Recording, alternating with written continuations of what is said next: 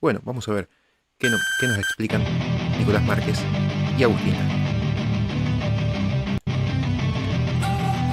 Que por cierto, con estas cosas nos bombardeaban en todo el primario, en todo el secundario, año a año, cada vez que se cumplía un aniversario. Debemos reconocer que ellos lo hicieron mejor. Cuando reconozcamos que ellos lo hicieron mejor en la batalla cultural, vamos a estar en condiciones de llevarlos por encima. Y mucho de eso es gracias a Agustín Laje, a Nicolás Márquez, a Valerini, a Axel Kaiser y a otros tantos gigantes del pensamiento que han empezado a dar esta batalla cultural como verdaderos gladiadores. ¿Cómo les va, queridos amigos? Hoy es un día muy especial por varias razones. Primero, por el tema del cual vamos a hablar. Hay tres asuntos hoy para destacar. Por un lado, 16 de septiembre se cumplen 70 años de la caída de la tiranía de Perón, a quien hoy nos vamos a referir minuciosamente porque mucha gente no sabe de qué se trata. Tiene un vago conocimiento sobre el pasado y un pasado que todavía está, que nos interpela y que nos convivimos con ese pasado, porque en definitiva, lamentablemente lo que pasó en la última elección fue el triunfo del peronismo en la provincia de Buenos Aires. O sea, estamos jugando con el pasado y con el presente del cual no nos podemos escapar. Segundo punto, gracias Andrés Mego y Hojas del Sur por reeditar este libro. Yo pensaba hacer una presentación en Buenos Aires y hoy de alguna manera esto va a ser una presentación del libro.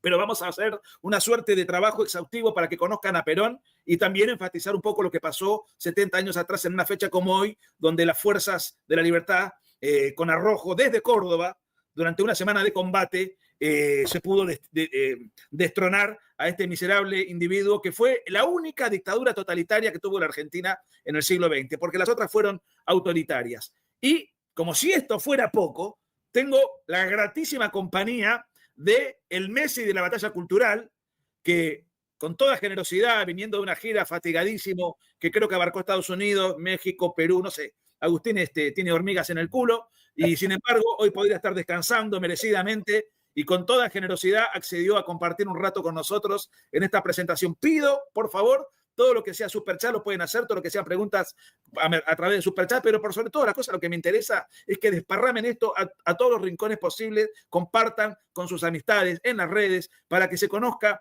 porque esta es una historia pésimamente contada, dentro de la cual hay muchos mitos para desenmascarar. Dicho, y agradeciéndole que estén desde el otro lado, dicho lo propio, Agustín Laje, tremendo lujo, una gratificación para mí y para todos los que nos escuchan, que estés acá acompañando. No, Nico, gracias por invitarme. Efectivamente, volví de Perú ayer y yo me había confundido porque pensé que ayer era 16 de septiembre, así que cerca de las 6 de la tarde del día de ayer te decía, ¿y cuándo empezamos? ¿Cuándo empezamos? Sí. Dijiste, no, hoy es 15. Imagínate, no solo tengo hormigas en el culo, sino que no sé en qué día vivo a veces. Bueno. Así que, bueno, mira, a ver, yo tengo entendido que un poco el objetivo de esta transmisión es hacer una suerte de presentación virtual de un libro que fue publicado en el año 2015, pero que el trabajo, me parece que lo empezamos, estoy tratando de hacer memoria, el trabajo lo debes haber empezado ya en el año 2014 aproximadamente, ¿no? Sí. Un trabajo muy, muy exhaustivo, con una bibliografía muy rigurosa, muy cuantiosa, además, que en su momento me lo enviaste, me lo leí, y hoy, 10 años después, se está publicando nuevamente, se está volviendo a publicar con una tapa nueva y a mi juicio mejorada. Lo que hace Andrés Mego con Hojas del Sur es espectacular, es una de las editoriales, a mi juicio, que mejor diseño gráfico maneja, se lo he dicho tanto a Andrés Mego como a vos, la tirada, la colección que hicieron de tus libros, que aparte los uniformiza desde el punto de vista estético, me parece estupendo. Así que yo lo que hice, Nico, es hacer algunos apuntes, no sé si te parece que los comparta un poco y después podemos... Meterle para adelante. Solamente quiero aclarar a la gente, insistirle en que compartan y avisarles que a medida que avancemos y se sientan interesados por el libro, les puedo asegurar que Agustín me conoce y sabe cuáles son mis libros favoritos, mis libros favoritos y mis trabajos de los cuales yo me siento mucho más orgulloso de mí mismo. Y este es, para mí, el del Che y algún otro, lo mejor que yo he hecho en mi producción. Y aquellos trabajos que no me gustan de mí mismo, nunca le doy pelota y no los reedito ni nada porque, viste, no me animaría a volver a leerlos. Los has dejado morir. Y me parece que a todos nos pasa un poco eso, pero... Sí, está bien. Y abajo, quiero decir, abajo del video está el link, lo pueden comprar y al día siguiente lo tienen a un precio inexistente. El libro, la edición tiene 500 páginas y lo consiguen por 28.000 y lo pagan en cuotas encima. Ya dentro de una semana va a estar en todos los Cúspides y los Jenny, pero a un precio distinto, porque ahí ya está la librería con otro costo. Dicho lo propio, le cedo la palabra al general de la batalla cultural. Mira, tenemos 600 personas. Tenemos 600 personas en vivo y 300 me gusta, así que vamos, no sean avaros, es gratuito, dejen su me gusta, dejen su like, así podemos llegar a más gente y comenten en el chat desde dónde se están conectando. Déjame que te haga también de co-conductor en esta transmisión en vivo. Sos muy buen vendedor, mucho mejor que yo.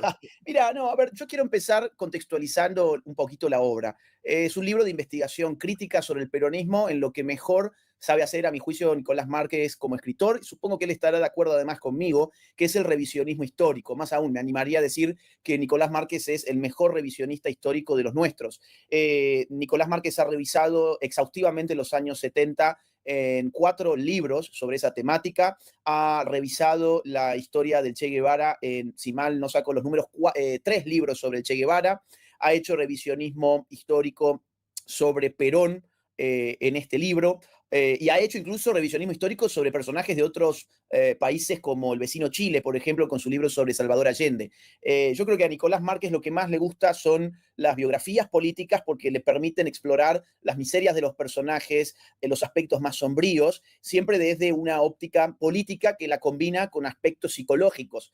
En ese sentido, no es casualidad que el libro Perón, el fetiche de las masas, arranque ofreciéndole al lector aspectos biográficos y que se zambulla en los orígenes del personaje. Personaje que no va a estudiar hasta su final, sino que va a estudiar hasta el final de una de sus fases políticas. El libro en realidad llega hasta 1955, no llega hasta la muerte del general en 1974.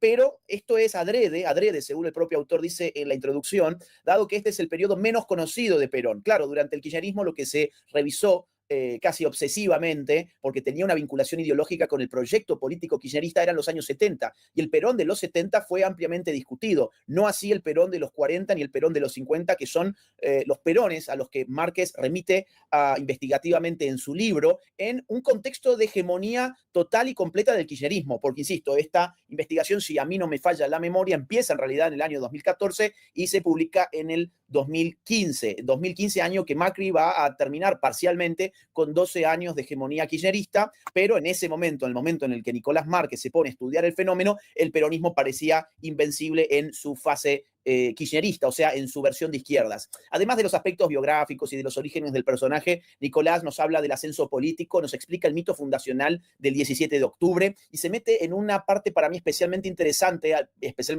para los que nos gustan los temas de batalla cultural, que es el asunto de la propaganda, el culto a la personalidad y el rol de un personaje llamado Raúl Apolde, que viene a ser una especie de Goebbels criollo, cómo manejaba el aparato de propaganda, cómo se creó la mitología peronista, cómo se utilizó el aparato estatal y los aparatos comunicacionales para imponer una suerte de santificación laica de un personaje político como Perón. Además, Nicolás explora los temas de adoctrinamiento educativo, control cultural, un aspecto muy propio de los totalitarismos que lo distingue del autoritarismo. Nicolás recién empezó diciendo que este proyecto se parecía más al totalitarismo que al autoritarismo, entre otras cosas porque el partido se confunde con el Estado. Es muy propio de los totalitarismos que el partido absorba al Estado y parezcan una y la misma cosa. El partido Estado peronista es analizado por Nicolás junto con las purgas, los disciplinamientos, las persecuciones políticas, los hostigamientos, los presos políticos y las llamas purificadoras. La violencia política y los discursos de incitación a la violencia política de Perón están exhaustivamente analizados por la pluma de Nicolás Márquez, que siempre es una pluma muy ácida, pero al mismo tiempo muy rigurosa. Entonces combina lo mejor de los dos mundos. Todo tiene en su pie de página una referencia bibliográfica que dé rigor a lo que se está diciendo, que además remite al autor a fuentes generalmente consagradas, que son las que usa Nicolás para este trabajo académico, pero además le pone el toque de chispa y de acidez que es inigualable en su pluma. Además, Nicolás entra en temas de economía política, se mete en temas de doctrina, en los textos peronistas, en el marco institucional, entra a la figura de la primera esposa de Perón, Eva Perón, habla sobre su fundación, sobre su figura, el fanatismo y también el adoctrinamiento social que se llevó a cabo en torno a ella. Habla también sobre la Iglesia Católica y el conflicto con el peronismo en 1954, que va a decantar finalmente en la caída del tirano en la Revolución Libertadora de 1955. Yo, si mal no recuerdo, este era el capítulo que más te gustaba a vos. Me lo supiste comentar cuando apenas publicaste el libro y me lo enviaste. Estabas especialmente orgulloso de la investigación que habías hecho en torno a la Revolución Libertadora del 55, tema con el cual termina el texto de Nicolás Márquez. En definitiva, a ver, es un trabajo muy riguroso, muy documentado, pero no es políticamente neutral, sino que es una intervención explícita en la batalla cultural, porque el peronismo aquí no se estudia únicamente como historia, sino como mito político a desmantelar, dado que sigue modelando la Argentina contemporánea. Hace 3 días estuve en Lima y un participante, cuando se abrieron las preguntas al público, me preguntó, ¿qué es el peronismo? ¿Cómo podrías definir el peronismo? Y mi respuesta fue, bueno, entiendo que hagas esa pregunta porque afuera de Argentina cuesta mucho entenderlo, incluso adentro de Argentina también. Yo lo podría, digamos, tratar de resumir con una simple oración. Es una maquinaria de construcción de poder político. Es una maquinaria de construcción de poder político que no tiene una doctrina sólida ni una ideología unívoca, sino que va acomodándose a los vientos, a la coyuntura, siempre con el objetivo de colocar a determinados grupos de poder en el poder del Estado, valga la redundancia. Y con esto en mente, el otro día, ayer, cuando revisaba un poco el libro y lo repasaba, encontré una cita que quiero leer, que está sacada directamente de Perón, el fetiche de las masas. Nicolás escribe lo siguiente, dice, Perón fue un adherente aprovechador del orden conservador de los años 30, filos fascista en los 40, privatista resignado en 1955, sedicente falangista en 1963, socialista revolucionario en 1967, pro montonero en 1970 y López reguista contrarrevolucionario a partir de junio de 1973. Todo esto, solo la imagen de Perón. Si quisiéramos expandir a sus acólitos, podríamos decir que somos capaces de encontrar peronismo de izquierdas en el kirchnerismo, peronismo liberal o neoliberal, entre comillas, en el menemismo, e incluso peronismo nazi. Peronismo nacionalsocialista en personajes como Biondini, que incluso se dejaban el bigotito a lo Adolf Hitler, pero levantaban a su vez las doctrinas o las banderas del Partido Justicialista. ¿Qué es entonces el peronismo? Es una maquinaria de construcción de poder político basada en el cinismo ideológico, en el más absoluto cinismo ideológico. Bueno, quiero cerrar esta rapidísima introducción para no sacar mucho más tiempo en esto, solo que había armado, bueno, un poco de apuntes, ¿no? Mencionando que algo sobre el autor, he mencionado algunos apuntes sobre la obra, algunos apuntes sobre el autor. Nicolás es un gran amigo, en primer lugar, es mi maestro, como todos ustedes saben, y además hemos escrito libros juntos, he tenido la oportunidad de trabajar codo con Nicolás en 2 publicaciones, Cuando el relato es una farsa, del año 2013, y El libro negro de la nueva izquierda, del año 2016. Lo conozco a Nicolás desde que yo tenía 15 años, él tenía 29, hoy yo tengo 36 y Nicolás tiene 50, entiendo, 50 años. Bueno, pasó bastante tiempo, nos conocemos muy bien, Nicolás es uno de mis mejores amigos además, y lo que les puedo decir es que Nicolás, más allá de todas sus virtudes humanas, en el campo político, que es del que estamos hablando en este momento, es un intelectual comprometido con disputar sentidos en el espacio público. Con terminología gramsciana, podríamos decir, Nicolás es un intelectual orgánico. Es un intelectual orgánico. No es un mero analista, sino que es un actor consciente de que la disputa histórica es parte de la batalla cultural y él se ha especializado en dar la batalla cultural en el ámbito de la historia. Quiero cerrar con esto. La batalla cultural tiene muchas subbatallas constitutivas. Podemos hablar de la batalla de las ideas, por ejemplo, cuando se disputan las ideas de la Escuela Austríaca de Economía contra las ideas de la Escuela de Keynes, por ejemplo, o cuando se disputan las filosofías conservadoras contra las filosofías progresistas. Bueno, esas son batallas de ideas. Hay batallas morales. Esas son las que te gustan más a vos. Esas son las que más me gustan a mí, efectivamente. Hay batallas morales. Tiene que ver la batalla con mostrar que nuestro set de valores, el set de valores que caracteriza a la derecha, es moralmente superior al set de vicios despreciables que caracterizan a las personas de izquierdas. Las personas de derecha somos personas que estamos abiertas a la superación personal constante, a hacernos cargo de nuestra responsabilidad individual, a la defensa y al amor por lo propio, por la propiedad privada, por la propia fe, por la propia familia, por la propia patria y su nación. En cambio, las personas de izquierda son personas destructivas de todo el círculo que les rodea. Destruyen su patria, destruyen su economía, destruyen la propiedad privada de los demás, son destructivos para sí mismos y para su prójimo. Entonces, este tipo de batallas es lo que podemos llamar batallas morales. Luego tenemos batallas comunicacionales. ¿Quién comunica mejor? mejor, quién domina mejor, por ejemplo, la comunicación en redes sociales, en un streaming, en X, en Instagram, quién está llegando a generar mayores tendencias en el ámbito de la comunicación que fuere. Puede ser comunicación en clave de cine, en clave de series o en clave de libros o de redes sociales, pero la batalla comunicacional es otra de los tipos de batallas culturales que hay. Batallas artísticas, en esa estamos muy mal. La batalla artística enfrenta a distintas concepciones del arte que bajan además cosmovisiones a través de productos como pueden ser canciones, como pueden ser pinturas, como pueden ser tendencias artísticas. En general hay que decirlo, ese es el talón de Aquiles que suele tener la derecha y que lo tenemos todavía. Batalla simbólica, la batalla por los símbolos. ¿Qué se impone, el pañuelo celeste o el pañuelo verde? ¿Qué se impone, la serpiente libertaria o se impone la cara del Che Guevara? ¿Qué se impone como símbolo? Eso es lo que se disputan en batallas simbólicas. Batallas lingüísticas, las batallas por el lenguaje, el mal llamado lenguaje inclusivo frente al lenguaje de la gente normal, de la gente que apuesta por el sentido común, el lenguaje de la interrupción voluntaria del embarazo o el lenguaje del genocidio prenatal, el lenguaje del socialismo del siglo XXI y su justicia social o el lenguaje de la libertad. Bueno, estos son lenguajes en pugna. Pero por último, digo, la batalla histórica es fundamental y esa es en la que hace pie Nicolás Márquez en la mayoría de sus libros, no en todos porque tiene otros de análisis político un poco más actuales de personajes que todavía viven, pero por lo menos en los libros que a Nicolás Márquez más le gustan, y él empezó diciendo eso, los libros que a Nicolás Márquez más le gustan, sin lugar a dudas, están especializados en batalla cultural de tipo histórica. Parafraseando a George Orwell en 1984, dice Orwell, quien controla el presente controla el pasado, quien controla el pasado controla el futuro.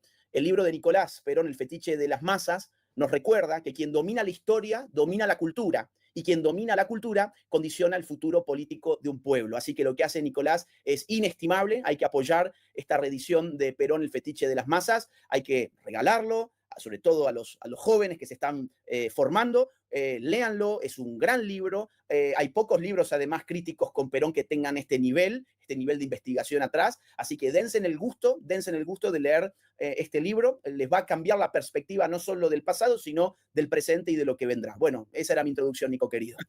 Muchas gracias, Agus, por semejante, por las elogiosas palabras y por todo el análisis que hace siempre brillante.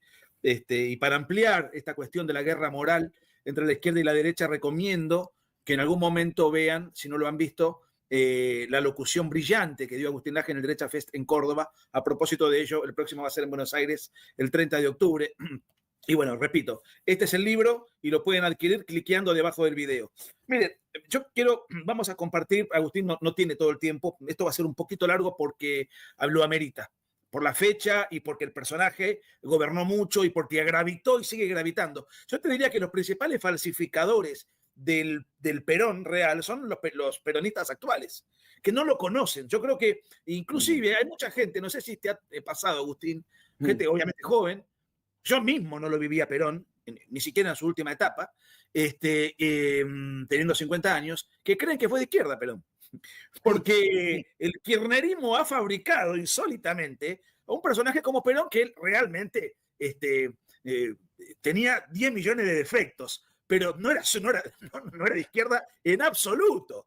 Pero bueno, el kirchnerismo ha fabricado un Perón a su medida y bueno, y a partir de ese mito, después de 20 años de propaganda, se ha denaturalizado por completo, un poco apoyándose en otro mito de que también Eva Perón, que fue muy importante en gran parte de su larga tiranía, también era una izquierdista revolucionaria, cuando tampoco eso era así. Lo que sí tenía era una furia verbal de lucha de clases, eso sí lo tenía Eva Perón. Pero no. No, él era culturalmente era un conservador autoritario, o sea, de casa al trabajo, del trabajo a casa, que nadie ande por la calle haciendo, era un tipo muy, muy rígido, ¿no? El odio contra la oligarquía y la furia, ese veneno irascible lo tenía Evita. Okay. Y después, o sea, Eva hablaba primero, elogiaba a Perón de manera grosera, ahora vamos a ver algunos videos que son escandalosos, y después hablaba Perón, bueno, y Eva, mientras elogiaba a su esposo, después cargaba furia contra los enemigos y después hablaba Perón como el padre represivo que ordena las cosas y dice, bueno, de casa al trabajo como en misa, podéis ir en paz. Mientras Eva exacerbaba las pasiones de odio, Perón atemperaba. Cuando muere Eva Perón en el 52, Perón tuvo que ahí sí usar el papel de discursos brutales. Algunos vamos a ver. Porque claro, ese papel lo tenía Eva Perón. Entonces él tuvo que empezar a cumplir el doble rol. Los discursos más rabiosos de Perón son aquellos que se ven después de que muere Eva Perón. Porque tiene que, bueno, reemplazarla él mismo. Vamos a decir muy rápidamente que Perón participa de un golpe en el año 30 con los conservadores, con los cuales se comporta muy bien, y los conservadores le dan la posibilidad de editar libros, le dan la posibilidad de viajar, de ser profesor de la Escuela Superior de Guerra, y él mismo lo ha dicho en muchas ocasiones, en varios reportajes que están citados en el libro, él mismo vuelve embelesado cuando estuvo en Italia y estudia fascismo a fin de los años 30, y cuando regresa ya con la Segunda Guerra Mundial a cuestas, ¿qué ocurría? El gobierno conservador de la época no participaba de la Segunda Guerra Mundial, pero tenía simpatía por los aliados. De hecho, comercializaba a muy buenos precios con Inglaterra, tenía una posición.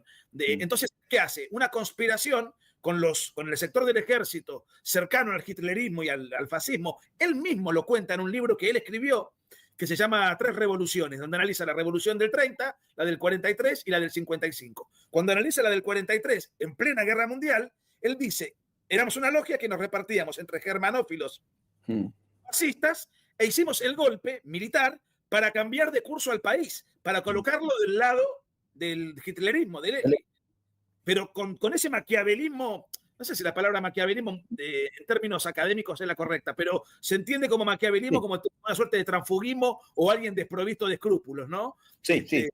Aprendí de Vicente Massot, sospecho que vos lo habrás estudiado mucho, que no necesariamente, que él lo que hablaba era un realista más que nada, ¿no? Sí. Y bueno, pero lo que quiero decir es que, claro, hacen el golpe en el 43, pero ya en el 44 ya la guerra estaba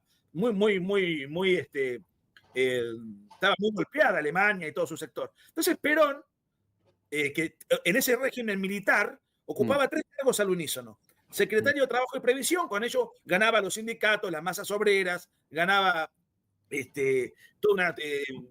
había mucho dinero, la Argentina era la 6ª potencia mundial, y a la vez era ministro de guerra, o sea que decidía qué generales ascendían, quiénes no, digamos, tenía el manejo sobre las Fuerzas Armadas, y además era el vicepresidente, o vicedictador, mejor dicho. El dictador, que era Farrell, era un tipo que vivía de noche, en los cabarets y en los prostíbulos, y gobernaba Perón. Después se produce una interna, porque cuando Perón ve que Alemania se cae, le declara guerra a Alemania, en un golpe de teatro insólito, un mes antes de que Alemania pierda. Por eso, y fue tan burda la maniobra, que Perón después pensó que Argentina iba a ser beneficiada con el Plan Marshall, con el cual se beneficiaron las potencias vencedoras. Y no le dieron un peso a Argentina, ¿escuchaste? Le declaraste la guerra un mes antes, no mandaste ni un soldadito, ¿viste? O sea, era un tipo notablemente inescrupuloso. Pero Y te hago una consulta, ¿por entonces ya había conocido a Eva o no? Bueno, él a Eva la conoce antes. A ver, la conoce exactamente en un terremoto que se da, se me hizo una laguna ahora. Si me das un segundo te digo exactamente, porque se me hizo una laguna. Pero como a ver, ya lo estoy buscando igual, a ver. En el 94, enero del 94, el terremoto de San Juan. Del 44 será. Sí, 44. Claro, te entendí, 94. No, 44. El 15 de enero del 44. Bueno, acá lo estoy viendo. Bueno, Perón en ese momento, vamos, otra de los lados oscuros, convivía con una menor de 14 años. Perón siempre tuvo afición. 14 años. Sí. En una época se llamaba María Cecilia Yurbal, a quien él apodaba como Piraña. Sí, 14 años. Sí. Vos seguramente me vas a hablar de otra que fue después que muere Eva, que él se la lleva a vivir a la Quinta de Olivos, que se llamó Nelly Rivas. Bueno, pero él siempre tuvo esos gustos perversos, y fuera de la ley, por supuesto. Y en un momento determinado, cuando se produce el terremoto en San Juan, donde murieron, una provincia que limita con Chile, al norte de Mendoza, cuando se produce el terremoto, él hace un festival de gala para recaudar dinero en el Luna Park con estrellas de la época. Él estaba sentado al lado de una gran cantante que después fue exiliada por la tiranía de Perón. Ella asume a cantar, creo que era Libertad Lamarque, y entonces Eva, que estaba en la fila 10 porque era una actriz de poca monta, le dieron un lugar relegado, se sienta al lado de Perón, lo seduce y a partir de ahí empieza el vínculo. Y Eva expulsa a la menor que vivía con Perón, y Eva ya se instala, pero claro, fíjate vos, obviamente acá no hay nada delictual, pero Perón le llevaba a Eva 25 años. Y cuando Perón se casa con su tercera esposa, que es Isabel, que todavía vive en España, le llevaba 36. O sea, él, obviamente, esto no es imputable, pero quiero decir, siempre fijándose en mujeres notablemente más jóvenes que él. A veces dentro del delito y a veces no, en estos casos no. En dos casos sí, o sea, se le conocen públicamente dos casos. No, se le conocen varios. Estos dos fueron, digamos, los noviazgos permanentes, ¿no? Episodios fugaces. A ver, pero se le conocen varios casos de, vendría a ser efebofilia. Bueno, es pedofilia, son menores de edad. Podríamos decirlo. En la última etapa de su gobierno había fiestas famosas con las menores de la Unión de Estudiantes Secundarios que se hacían en la Quinta de Olivos. Y eso generó eso fue parte de la pelea con la iglesia, ¿no? De la cual después podemos hablar, porque la iglesia estaba escandalizada y entonces buscaba oponer a esas jóvenes que visitaban la Quinta de Olivos, que la lucha hacía con los jóvenes de la Acción Católica como referentes y no estos otros. Y claro, después él tiene una pelea interna, ahí surge el famoso 17 de octubre. ¿Por qué?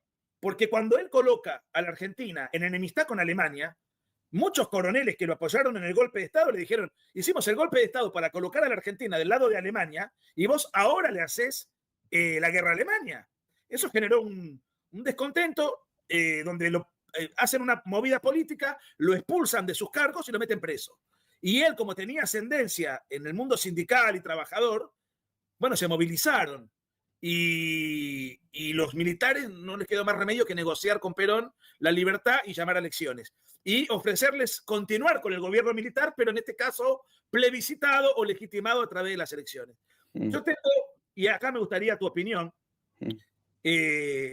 porque Perón siempre se le minimiza el carácter de tirano, me gusta más eso, porque el dictador tiene otra naturaleza, aunque hoy en el lenguaje político se usa como sinónimo. Sí. Para mí las elecciones que Perón gana son todas fraudulentas, son ilegítimas, pero no son fraudulentas porque hayan cambiado los números. Posiblemente los números de los votos sean los correctos, pero si yo voy a elecciones, ningún partido político tiene acceso a medios de comunicación, no tiene posibilidad de hacer un acto público, está totalmente reprimido. Claro. La única propaganda es la oficial. Digamos, el fraude no es solamente la distorsión de los votos, sino también la pureza de todo lo que es la lucha electoral.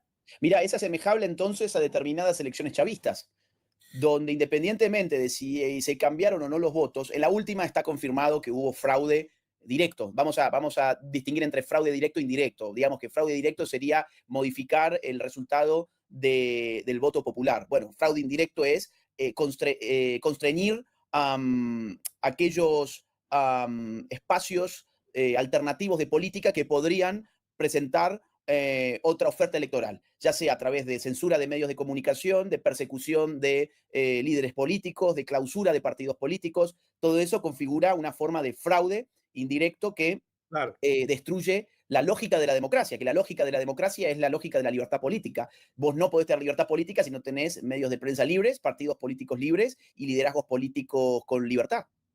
Bueno, la primera elección era el gobierno militar contra la famosa Unión Democrática. Ahora, eso después se tornó mucho más represivo cuando Perón gana, y ahí ya empieza a tejerse un adoctrinamiento masivo y un culto a la personalidad tan agobiante que si tenés 5 minutos me gustaría compartir con algunos videos. Vamos, fíjense lo que dice Eva sobre Perón públicamente. Creo que en el video pequeño que vamos a ver ahora, Eva Perón dice, nosotros no necesitamos ni inteligencias, no necesitamos gente eficiente, no necesitamos gente, lo que necesitamos es gente que no piense y solamente se dedique a amar a Perón. Ella era la presidente de la rama femenina del partido, y escúchenla, a ver si Daniel nos puedes ayudar.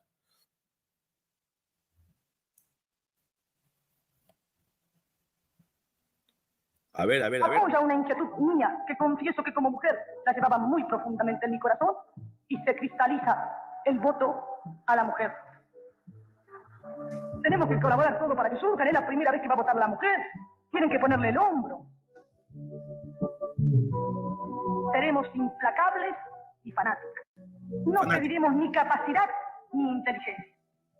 Aquí nadie es dueño de la verdad, nada más que Perón, y antes de apoyar a un candidato, cualquiera sea su jerarquía, le exigiremos en blanco un cheque de lealtad a Perón, que llenaremos con su exterminio cuando no sea lo suficiente hombre como para cumplir.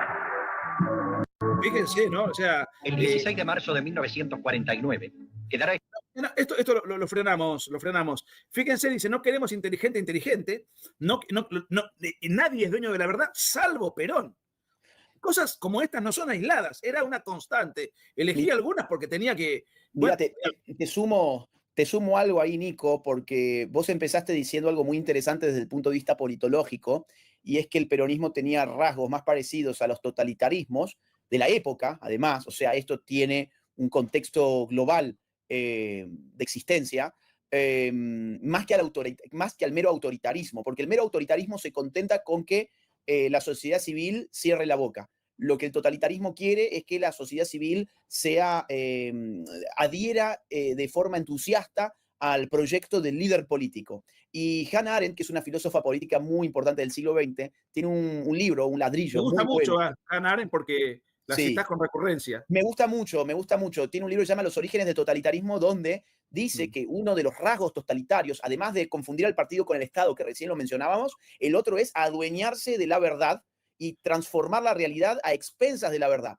Esto lo hizo Stalin, esto lo hizo Hitler, esto lo hicieron los más importantes líderes totalitarios del siglo XX, y lo que dice Eva Perón se inscribe en ese mismo contexto. Lo que te pide el líder totalitario no es que cierres la boca, sino que vacíes tu cabeza y que seas capaz de entregar tu alma al líder. Eso es lo que está pidiendo ella ahí.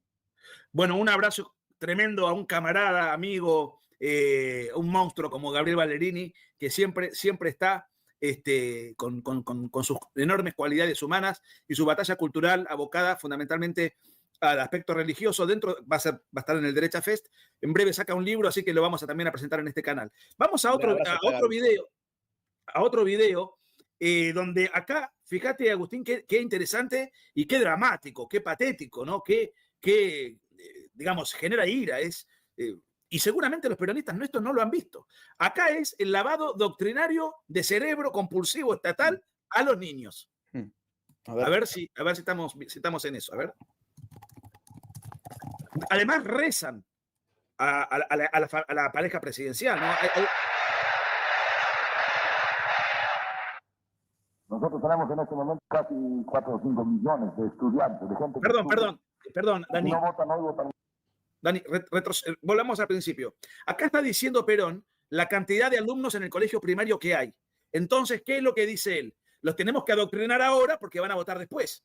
Entonces, ese es el contexto. Vamos de vuelta. Tenemos en este momento casi 4 o 5 millones de estudiantes, de gente que estudia. Que si no votan hoy, votan mañana, no hay que olvidarse.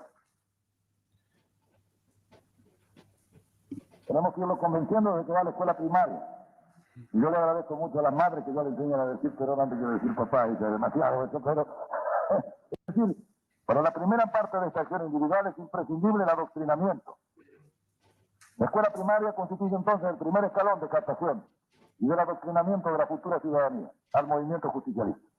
Esta exigencia impone al personal de preceptores, maestros y profesores una profunda identificación con los postulados de la doctrina, a fin de lograr que la juventud, al iniciarse en el ejercicio de los derechos ciudadanos, se encuentre identificado con la doctrina nacional. Una vergüenza ajena, ¿no? Increíble. Yo te diría, pues, para seguir con la tónica, Sí. ¿te sorprendieron los audios? ¿Los conocías? No, impresionante. Qué bueno yo vi la película rápido, porque es una película larga, pero tiene un material que obviamente en el libro está, insisto, lo pueden comprar debajo del video. Estoy como un vendedor de colectivos, y lo tiene mañana en su casa, pero muchas de estas cosas desopilantes están acá. Y vamos al próximo video, Daniel, porque está todo relacionado con el abuso psicológico en los niños, ¿no?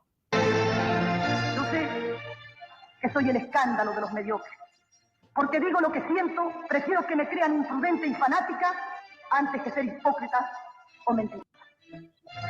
Siento que Perón es incomparable. Si Perón es Dios para nosotros, y lo digo con toda la voz que tengo y con todas las palabras que sé, y cuando se me acaba la voz y las palabras, los digo de cualquier manera. Venimos a ser las misioneras del general, como dicen las descamisadas, y donde hay una misionera, mi general, hay una mujer. Que las mujeres, cuando amamos, sabemos amar, mi general. Las mujeres somos pasionistas, mi general. Las mujeres somos fanáticas, mi general. Si el partido peronista, yo confieso honradamente, es fanático. Y al ser fanático, demuestra que ha abrazado una gran causa. Únicamente las grandes causas tienen fanáticos, si no, no habría ni santos ni héroes. Y nosotros somos fanáticas de Perón. Nosotras no peleamos con nadie, más con los que pasean para el otro arco.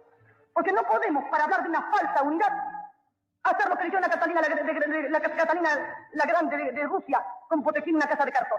No vamos a hacer juegos artificiales. Si hay uno que patea para el otro arco, tiene al partido peronista femenino en contra de él. Bueno, acá no habló de los niños, pero no sé si esto no... Como no estamos Pero contra habló de Perón como un dios. los antiperonistas. Sí. Esos son nuestros enemigos. Para los peronistas, nosotros somos amigos de todos. No, porque hay una... Pruébelo cuando quiera, mi general. Las mujeres argentinas lo quieren tanto y están dispuestas a hacer cualquier cosa con Perón. Y el general es tan grande que sin habernos probado, ya estamos dispuestas a perder, mi general. Y sobre los valores morales y las virtudes peronianas del general Perón, vamos a predicar, pero con la práctica, mi general. Está bien. Seamos leales hasta el fin. Pero, Cueste lo que cueste y caiga el quien caiga. hay un momento donde dice que enseñarle a los niños a decir Perón y Evita antes que mamá y papá. Wow, Perón y Evita antes que papá y mamá. Claro. Yo te diría, si podemos ver una más y, Sí, después, dale. y después hacemos un comentario. Dale. Una que habla, que es en el minuto 01, si lo tenés ahí, Daniel, en la primera hora, en el segundo 15. Tengo una Donde pregunta, vamos a ver a los niños haciendo un rezo religioso a un cuadro donde está Perón y Evita. Basta,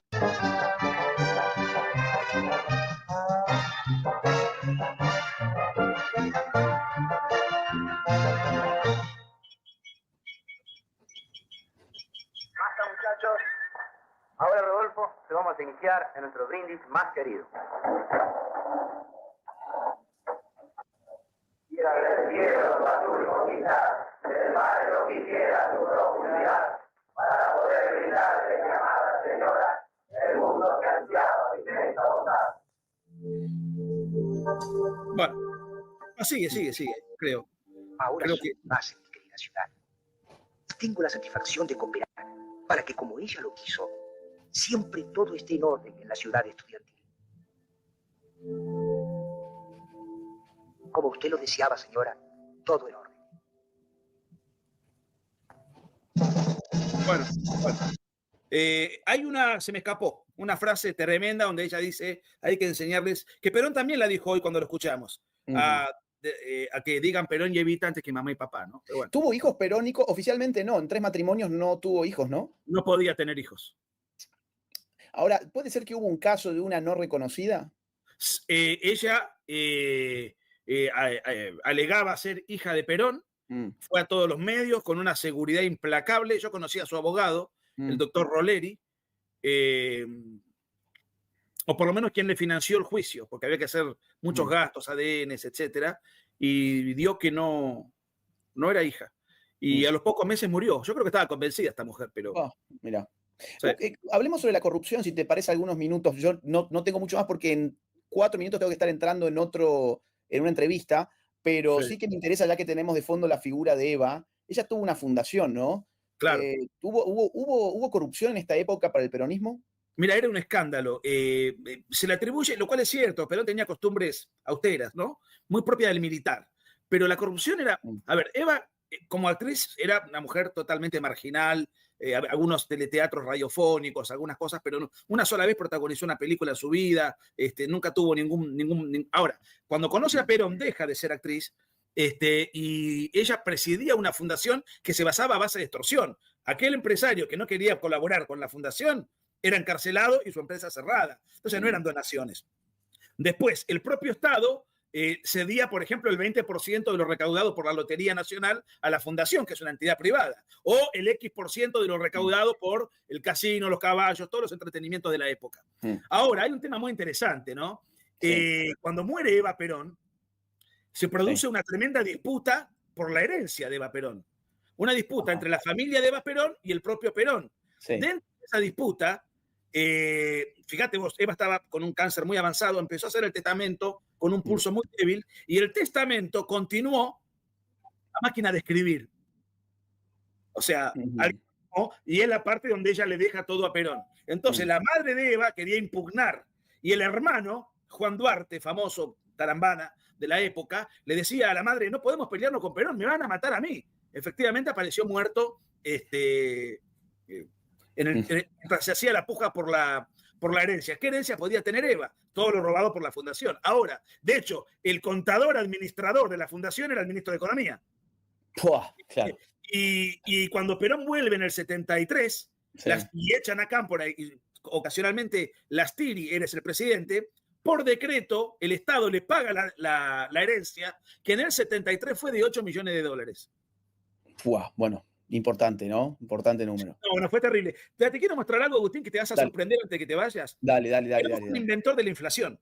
Esto la gente no lo sabe. Argentina no tenía inflación hasta que Perón empieza a emitir moneda. Cuando se le acaban las reservas, empieza a emitir moneda. Sí. Pero Perón era un tipo muy ignorante en materia económica y entonces él creía que los precios aumentaban por la mala fe y de los especuladores que aumentaban los precios, en realidad actualizaban los precios. O sea que entonces, el kirchnerismo básicamente lo mismo que dijo el kirchnerismo cuando ellos aumentaban la inflación. Era básicamente lo mismo. Sí, claro, con la particularidad de que el peronismo cerraba los comercios y encarcelaba a los comerciantes. Bien. Ahí lo vamos a poder ver.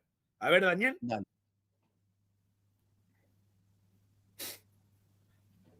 Así que inventaron la inflación. Bueno. No existía la inflación en Argentina. No ha cambiado mucho entonces desde Perón hasta el kirchnerismo. Tienen un aparato menos represivo que el Sinceramente, que olvides lo que te dije hace un rato.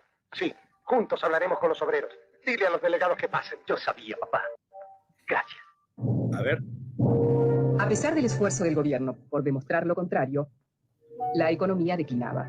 Activamente prosigue la campaña del superior gobierno de la nación contra el agio y la especulación. Numerosos comerciantes inescrupulosos que lucran con el dinero del pueblo reciben la condigna sanción, clausura, prisión y en ciertos casos hasta expulsión del país. Un comerciante deshonesto es un enemigo que atenta contra los que ganan honradamente su jornal. Denunciarlos a la autoridad no es ejercer una venganza, es evitar que nos roben. Vamos al siguiente video. El siguiente video dice, ahí está Perón diciendo qué es lo que hay que hacer, ¿no? Sí. Con la gente que aumenta los precios. Había 50% de inflación anual. A ver si podemos llegar a eso. A los especuladores. El gobierno está decidido a hacer cumplir los precios, aunque tenga que colgarlos a todos. La violencia. Increíble. La ignorancia. Hasta ahora he empleado la persuasión. En adelante emplearé la represión. Quisiera Dios que las circunstancias no me lleven a tener que emplear las penas más terribles.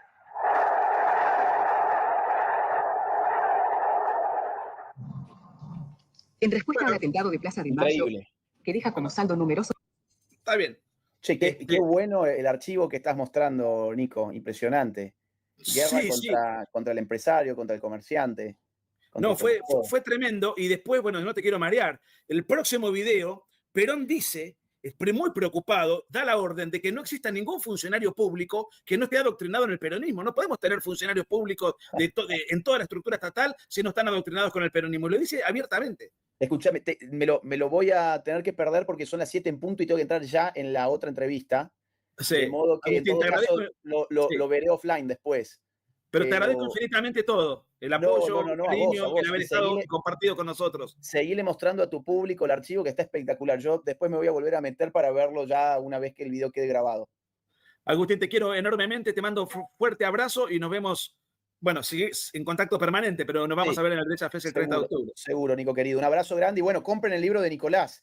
Cómprenlo, regálenlo, aprovechenlo porque ha sido reeditado y la tapa está buenísima. Está realmente muy, muy, muy buena. Perón, el fetiche de las masas. Nico querido, gran abrazo. Abrazo, Agustín. Gracias por todo. A vos. Bueno, vamos a ver cómo Perón concebía qué es lo que tenía que hacer de manera obligatoria el funcionario o el empleado público. Escúchenlo, El entrenamiento realizado en los agentes y funcionarios de la administración pública no ha dado en general los resultados esperados. Por ello, cabe destacar la necesidad de seleccionar ideológicamente al personal de la administración pública, con el propósito de que todos los agentes del Estado estén sinceros y absolutamente identificados con la doctrina nacional. Los directores de las grandes reparticiones serán responsables de la identificación ideológica de los agentes de su dependencia, a fin de eliminar de ella a los funcionarios que no estén plenamente identificados con el gobierno, con la doctrina y con el movimiento justicialista. Bueno, ese es un dato. Y el otro dato que quiero compartir con ustedes es que la policía no era custodia del orden público como cualquier funcionario. El policía tenía que ser peronista y estar comprometido con el peronismo ideológicamente para perseguir a todo aquel que no fuese peronista o dijese algo, aunque fuese ajeno al espíritu represivo del totalitarismo peronista. Así tiene que ser la policía y así lo dijo el ministro del cual dependía la policía. Lo vamos a escuchar.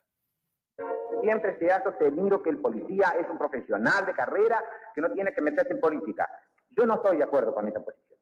Sobre todo para un gobierno que está creando una nueva Argentina. No podemos dejar que el policía diga, a mí no me interesa la obra revolucionaria. Yo, en ese sentido, soy un autómata. El presidente es Perón, yo lo apoyo a Perón, pero si el presidente fuera Balbín, yo lo apoyo a Balbín. No, nosotros tenemos que crear una conciencia al policía de que él quiera Perón. En el orden nacional hemos avanzado bastante en eso. No tenemos informes de las policías contras. Creo que eso sí, no se ha hecho un trabajo en las provincias, con la mayoría de las provincias, para peronizar a las policías. Si el policía no está de corazón con el peronismo, no vamos a tener entonces la seguridad que necesitamos. Nosotros necesitamos policías peronistas. Bueno, les quiero comentar algunas cosas que son muy importantes. Después vamos a compartir algún video más. Perón reforma la Constitución en el 49, como hizo Hugo Chávez, como hicieron todos. La reforma, ¿para qué? Primero la cambia por completo desde el punto de vista ideológico, pero además para tener reelección indefinida. Con una particularidad, se sanciona una ley electoral que, fíjense la picardía, los partidos no podían hacer alianzas. Entonces, necesariamente no podían unirse todos contra Perón porque, digamos, estaba prohibido. Cada partido tenía que participar de las elecciones a título individual. Por consiguiente, la dispersión de la oposición estaba garantizada. Primer punto. Si había un partido, y si algún partido decía, bueno, yo no participo, pero apoyo a el partido perdía su personería jurídica y dejaba de existir. O sea, todos los partidos estaban obligados a participar. El otro aspecto es el siguiente. Si había un partido nuevo, tardaba 5 años desde que ese partido, teniendo toda la burocracia y toda la cuestión, una vez que era aprobado, tenían que pasar 5 años hasta poder participar por primera vez electoralmente. El otro aspecto, en las elecciones, la inmensa mayoría de los candidatos estaban siempre presos. No tenían ningún acceso a los medios de comunicación y la gente no conocía a sus dirigentes. Los conocía de nombre, pero nunca los podía escuchar ni en radio ni en televisión. Y después le voy a contar una anécdota que es, gracias, querido Omar, gracias. Un abrazo, Omar, siempre está. Kaiser, saludos muchachos, una pregunta para los dos, creo necesario debatir. ¿Creen necesario debatir con los ideológicamente opuestos o creen que es mejor ignorarlos? El ignorarlos sería ser cómplice al no refutarlo. No, yo creo que hay que discutir con los opuestos. Hay que discutir, desenmascararlos y ponerles en evidencia sus mentiras, sus inmoralidades, su ignorancia. No, hay que discutir, hay que dar el combate. Bueno, llegamos a un momento de aturdimiento tal que acá quiero desmitificar algo que es muy importante. Se ha hablado mucho, se sigue hablando y machacando, con que en junio del 55, la última etapa ya del régimen, donde había entre 800 y 1000 curas presos, porque el único sector que Perón le tenía que cooptar era la Iglesia Católica. Ustedes han visto imágenes religiosas todo el tiempo del Partido Nacional Peronista, de la religión nacional peronista. Entonces, en las misas era el único lugar donde el cura, desde el púlpito, podía decir lo que quería, porque, bueno, todavía con la Iglesia Perón no se había metido. La Iglesia se había puesto en contra de Perón por el culto a la personalidad y por el reemplazo de la religión católica por la religión nacional peronista. Entonces, Perón empieza a encarcelar y perseguir curas, a exiliar curas, y Pío XII lo excomulga. El Papa Pío XII lo excomulga a Perón. Le levantan la expulsión en España, muchos años después. ¿Qué quiero decir? Entonces, en junio del 55, la Marina de Guerra y comandos civiles se levantan con aviones, en donde, como iba a haber una coreografía de aviones en un festejo y Perón iba a estar en el balcón superior de la Casa de Gobierno, de la Casa Rosada, se pretendió bombardear la Casa Rosada para matar a Perón. Fracasó. Pero acá hay una cuestión. El mito dice que hubo 500 muertos, hubo 200. Pero el tema es, el ataque no fue a Plaza de Mayo, como se dice, que es la plaza colindante con la Casa de Gobierno. Fue a la Casa Rosada. O sea, y el objetivo era matar a Perón, no matar a la gente en sí. Ahora, ¿por qué hubo más gente muerta que lo que se pretendía? Porque Perón ya sabía del ataque desde el día anterior y mandó a cubrir la azotea con fuego de artillería para pelear contra los aviones, con un agravante. No despejó las calles, no evacuó las calles, ni siquiera el personal administrativo, que según informó Clarín, el periodista de la Casa Rosada, el personal administrativo estaba muy sorprendido porque veía a los militares armados subir a la azotea. ¿Por qué no evacuó ni siquiera al personal administrativo de la Casa de Gobierno? Para que los maten y después endilgarle a sus opositores las muertes. Él fue el responsable. ¿Cómo confirmarlo esto? Bueno, una vez que se suceden los hechos, Perón da... después de eso, esa misma noche, Perón obviamente ni fue a la Casa de Gobierno, suspendió el acto y se escondió en el sótano del Ministerio de Guerra, el general Valiente. Y fíjense lo que dice Perón al día siguiente. Esa noche, grupos de tareas del peronismo salieron a quemar las iglesias de Buenos Aires. Quemaron 12 iglesias, las dejaron devastadas y a un sacerdote, el padre Jacobo Wagner, es asesinado por las patrullas de represión del peronismo. Pero al día siguiente Perón da una explicación de lo que sucedió con estos bombardeos, en donde las víctimas fueron culpa de él en su inmensa mayoría. Podría haber habido un número ínfimo de víctimas, sin embargo, él fomentó que hubiera un número mucho más elevado de lo que podría haber habido como daño colateral. Da el siguiente mensaje por radio en cadena nacional. No, los únicos que tenían acceso al mensaje eran el gobierno. Dice, cuando el ataque se inició sobre la Casa de Gobierno, dice Perón, o sea, no sobre la Plaza de Mayo, como miente la propaganda actual. Dice, cuando el ataque se inició sobre la Casa de Gobierno, nosotros, por nuestro servicio de informaciones, ya habíamos sido advertidos con anterioridad, ya sabían, lo que permitió establecer inmediatamente nuestro puesto de comando arriba en la azotea y responder a las acciones que el enemigo inició sobre la Casa de Gobierno. O sea, muchas fallas de los aviones que atacaron para matar al tirano, muchas bombas cayeron en Plaza de Mayo porque recibían fuego enemigo y bueno, retrocedían y esquivando el fuego enemigo fallaban en la puntería. Es indudable, dice Perón, que de haber permanecido el gobierno en su sede natural habría sido destruido. Es indiscutible que toda esa acción se ha dirigido sobre mi persona. Acá no se fue a matar al pueblo, a la Plaza de Mayo. ¿Quién lo reconoce? Perón. La supuesta hija no reconocida de Perón se llamaba Marta Susana Holgado, de cara idéntica a Perón. Tiene editado un libro titulado Perón, mi padre. Sí, tiene razón Ramiro, una mujer que usaba un rodete, tenía un parecido físico a Perón, pero los ADN le dieron en contra. Los peritajes confirmaron que no era. Ella padeció una angustia terrible, seguramente estaba convencida, pero no pudo. Se confirmó que Perón no tuvo ninguna posibilidad de tener hijos, no tuvo hijos. Perón era admirador de Mussolini, esto es correcto, y hace poco en la prisión domiciliaria de CFK se vio que tiene libros de Mussolini, la misma fórmula. Bueno, esto es discutible, yo vi eso. ¿Por qué digo que es discutible?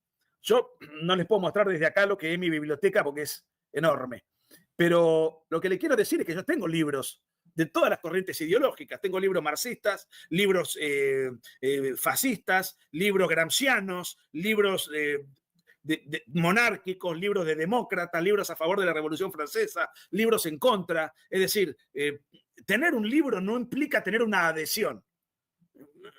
Digamos, no me voy a poner yo a defender a Cristina Kirchner, pero cuando uno es un lector tiene que leer, si se involucra en el mundo de las ideologías, y bueno, tenés que leer una multiplicidad, y al enemigo tenés que leerlo, incluso para saber sus argumentos y poder combatirlo.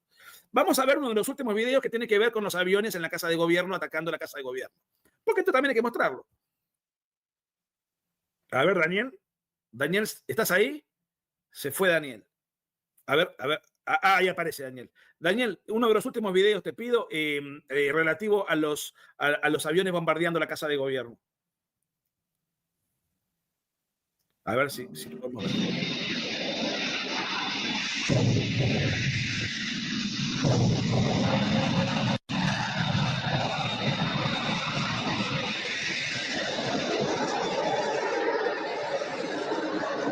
La Secretaría de Prensa y Difusión da a conocer un comunicado del presidente de la Nación, general Juan Perón.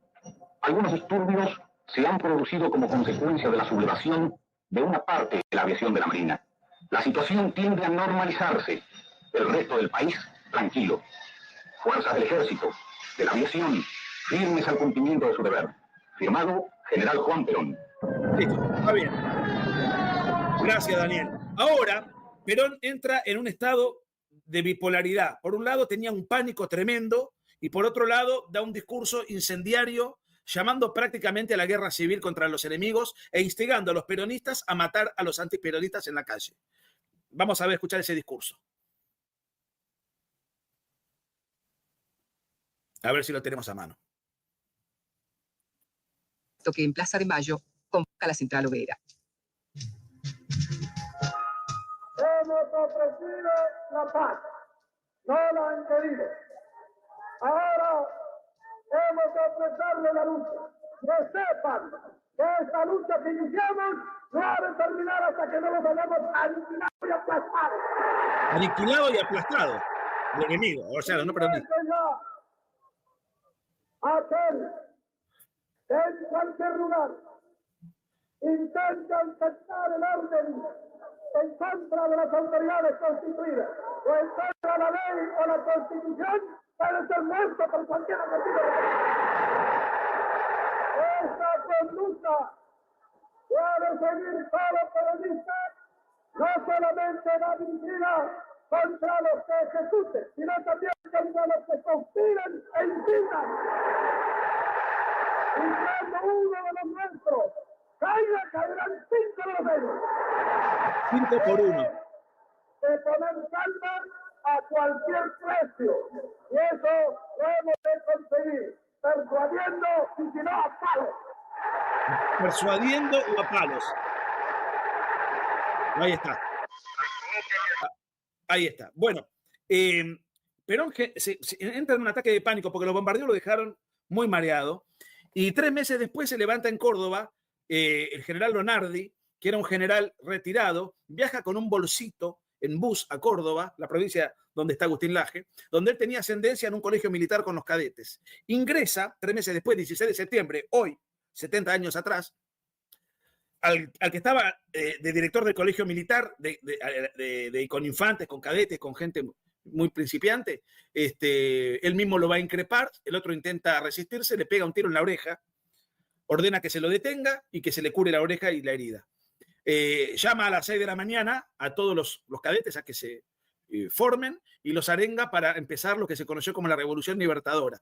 Él estaba enfermo, tenía un cáncer incipiente, estaba retirado, no tenía tropa porque estaba retirado, y empieza a dar una batalla que duró 1 semana. Estuvo 1 semana sin dormir. El ejército que lo apoyó a él, que era de las 3 fuerzas la más potente, era el 9% de los leales de él. El 91% era leal a la tiranía. Después se subleva la Marina también con el almirante Rojas, que fue patriótico. Fue una gesta en una desigualdad de condiciones inmensa que Perón podría haber aplastado, pero no la aplastó porque era un cagón. En toda la semana, mientras se combatía en todos lados, con una fuerza minúscula, Perón no dio ni una orden militar, ni un discurso, y terminó huyendo. Primero quiso escaparse a la embajada de Alemania, porque él le había dado refugio a los nazis y pensó que lo iban a coger. Pero Alemania estaba en otra instancia ya. Entonces, finalmente se mete en una cañonera paraguaya que estaba en el puerto de Buenos Aires averiada y huye. Pero mientras tanto hubo una gran guerra comunicacional. El aparato de comunicaciones lo tenía el gobierno y el aparato y las fuerzas rebeldes minúsculas tuvieron que improvisar aparatos para enseñarle a la opinión pública lo que estaba pasando, porque el gobierno trataba de negar cualquier conspiración para minimizarlos o invisibilizarlos. Fíjense lo que vamos a ver ahora. Vamos a ver esa guerra de comunicaciones, vamos a ver cómo escapa Perón y la algarabía multitudinaria de la gente que después de 10 años de represión y totalitarismo sale a las calles a celebrar gritando libertad, y vamos a escuchar la marcha de la libertad que caracterizó a esa revolución, que fue una marcha cantada a capela, clandestinamente, en los sótanos de la iglesia del Socorro, para darse coraje a aquellos que iban a salir a batallar contra el régimen en un nivel de desigualdad brutal. A ver si lo podemos ver. Naval de Puerto Belgrano. Almirante Rojas embarcado con la escuela naval militar completa, informando que la Marina de Guerra se encuentra sublevada en masa con la flota de mar, navegando hacia el río de la Secretaría de Prensa y Difusión. La escuadra de mar se encuentra apoyada en Puerto Valle y es totalmente leal a la Constitución y a las autoridades legítimamente constituidas. Toda la jornada en un instante con noticias de la situación argentina. Enfrentamiento militar esta madrugada en la República Argentina, circunscribiendo su movimiento en un primer momento a las ciudades de Rosario, Córdoba y Paraná. Espera un poquito, Daniel, espera un poquito. Lo que estamos viendo es la información que va y que viene. La información oficial diciendo no pasa nada, algunos que están ensublevados, están destrozados. ¿Qué hacían los argentinos? Como no tenían noticieros propios, escuchaban Radio Colonia. Colonia es una localidad de Uruguay que llegaba las ondas a Buenos Aires y a diferentes sectores de la Argentina y escuchaban que sí existía una sublevación. Y las fuerzas rebeldes montaron aparatos de radio y además los civiles tomaron radios oficiales para transmitir la guerra, para llevar adelante una campaña demostrándole a la población que efectivamente se estaba librando un combate a capa y espada y hubo muchos civiles en ello. Siguiente, sigamos escuchando esto. La población que toda información difundida por las emisoras uruguayas carece de veracidad. Hay absoluta Esto es lo que dice la dictadura. En todo el país. Base naval de Puerto Belgrano. Cuando vean a la flota o escuchen sus cañones, comprobarán que no mentimos. Un despacho recién llegado, proporcionado por la agencia Associated Press. Las fuerzas leales al presidente Perón tuvieron hoy la ofensiva contra los rebeldes, luego de un día y una noche de sangrientos combates. Está informando El Espectador, retransmitiendo Radio Récord y Radio Panamericana de San Pablo. Alrededor de la hora 19 de hoy, hundió en el puerto de Montevideo el destructor argentino Cervantes. La nave, según declaraciones de sus tripulantes, salió de la Río Santiago a las 6 de la mañana y fue atacada por aviones a chorro, con 3 muertos y 18 heridos, uno de los cuales también dejó de existir al ser internado en el hospital Maciel. Entró a nuestro puerto un destructor rebelde. Se trata del buque destructor Rioja, que también solicitó remolcador después de haberlo hecho el Cervantes. Entonces se transbordó 15 heridos y un muerto. Base naval de Puerto Belgrano. Las noticias propagadas por una emisora uruguaya respecto al arribo a Montevideo de los destructores Cervantes y La Rioja son exactas. El destructor La Rioja ya se ha reintegrado a la lucha. Un segundo, Daniel. Fíjense que todo esto que estamos viendo... Un segundo. Perón no habla. Perón en toda la semana estuvo paralizado en el sótano escondido en el sótano del ejército, derrumbado moralmente, con un susto brutal, sin dar una sola orden militar, siendo el general de la nación, lo cual confirma, nunca combatió, nunca ganó una guerra, nunca tuvo un combate, nunca tuvo un acto de arrojo, de valentía, y tenía a la inmensa mayoría de las Fuerzas Armadas a su merced. Sin embargo, ante la ausencia de conducción y la disposición brutal de los rebeldes de matar y morir a como dé lugar, le ganaron. Y Perón termina huyendo. Sigamos. De Associated Press, cruzado desde Buenos Aires. Tropas transportadas por aire leales al gobierno llegaron a Córdoba en las primeras horas de hoy, chocaron con los rebeldes en el Parque Sarmiento de la capital provincial. Transmite Radio Base Naval de Puerto Belgrano. Fuerzas navales bombardearon con todo éxito, en colaboración con aviones navales, las instalaciones portuarias y depósitos de combustible de la ciudad de Mar del Plata. Neuquén necesita aviones. Adelante, Córdoba, Irihuache, CNPS, Buenos Aires, Radio Insurgente, adelante, para todo el país, para toda América. ¡Viva la libertad! NPF, tirano, Paramos. Ahí el tirano huye. Y cuando huye, ya empieza el fervor a comunicarse la huida, la caída de la tiranía, y el pueblo oprimido, o sea, el pueblo no peronista, que durante 10 años tuvo que estar casi en las catacumbas, ahora sí salía a la calle masivamente a saludar a quien fue Lonardi y las autoridades que encabezaron la rebelión, pero y ahí van a poder ver la algarabía popular gritando libertad y cantando la famosa Marcha de la Libertad. A ver, Daniel. ¡Viva la patria! ¡Viva la libertad! Para los argentinos del país hermano del Uruguay. Para nuestros hermanos que luchan por los sirios. Para ellos, desde Córdoba y en nombre del comando revolucionario, un saludo lleno de gratitud y lleno de esperanza. X16, Radio Carve de Montevideo, en duplex, con los hermanos cordobeses triunfantes en la Revolución Democrática de la República Argentina. Atención, LB2. Hermano cordobés, este mensaje al general Eduardo Leonardi, que se reúna con el contraalmirante Rojas en el puerto de Buenos Aires a bordo del crucero La Argentina. Entendido, compañero de Radio Tarde. Córdoba entendió perfectamente nuestro mensaje. Esta es Radio Base Naval de Puerto Belgrano. Hoy se ha hecho cargo del gobierno provisional de la nación las nuevas autoridades. Ahí llegan los triunfadores. Entendemos haber cumplido la misión que nos impusimos.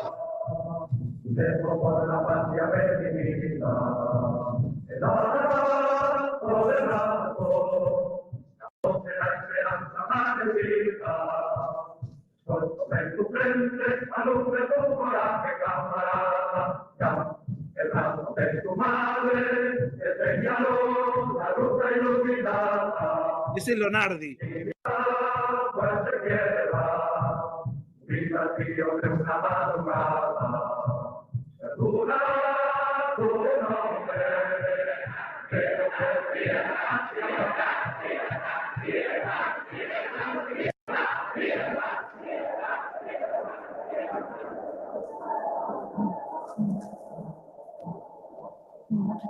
Después de 18 años, Bueno. durante los cuales... Ahí está, Daniel. Bueno, todo esto y mucho más. Recién me preguntaban por la estafa de Perón a los ferrocarriles. Todo está en este libro, muchachos. Es un libro de 500 páginas y 847 citas. No hay nada librado al azar, no hay nada que no esté absolutamente detallado en esta nueva edición, que la pueden comprar a un precio que va a estar mucho más barato de lo que va a estar en pocos días en la grande librería de Argentina, y lo pueden comprar debajo del video. Y realmente creo que se van a divertir y se van a sorprender de lo que fue el peronismo. Hemos mostrado apenas aproximaciones como para tener una noción que espero haya sido de utilidad. Les quiero agradecer infinitamente a todos los que aportaron en el superchat. Muchas gracias. Les quiero agradecer a todos los que bancaron toda esta hora y media. Muchísimas gracias por todo. Y le quiero agradecer, por supuesto, a Agustín Laje, que nos haya acompañado siempre con su sapiencia, con sus comentarios, con su prestigio, con su profundidad, para darle su impronta y su vuelo intelectual a esta tertulia que tuvimos, en donde fuimos desgranando gran parte, digo, muy poquito, pero por lo menos para ilustrar lo que no te van a contar los medios de comunicación y lo que lamentablemente muchos políticos no peronistas no saben. Te diría más, me animaría a decir que muchos políticos peronistas tampoco saben a quién adoran. Les mando un abrazo inmenso, gracias a Daniel por estar. Ponemos la imagen del libro para terminar y lo pueden comprar adquiriéndolo debajo del vídeo. Gracias por todo, los quiero mucho. Seguramente mañana haremos algún informe o algún comentario o algún nuevo video sobre alguna otra cuestión. Pero hoy no quería, era un día muy especial. 70 años se cumplen de esta enorme epopeya que, les digo, en realidad, hubo una puja. Cuando Perón estaba esperando escondido en la cañonera paraguaya, esperando que se repare para partir al Paraguay y huir, las nuevas autoridades, Leonardi, quería pacificar el país y dijo, bueno, que se vaya. No hay vencedores ni vencidos. Otro sector, liderado por el almirante Rojas, que se había convertido en el vicepresidente, quería ultimar a que los paraguayos se entreguen a Perón y si no, bombardear la cañonera. Había que matarlo. Yo creo que el tiempo le dio la razón al almirante Rojas, pero bueno, eso ya es contrafáctico. Abrazo inmenso y gracias por todos los comentarios. Los quiero mucho. Bueno, allí pasaba Nicolás Márquez con este vivo con Agustín Laje hablando del 16 de septiembre de 1955, que se conmemora en Argentina los 70 años de esta revolución libertadora, como así lo llaman en el título de la miniatura, Nicolás y Agustín. Y ya vimos bastantes imágenes en todo este vivo y este video.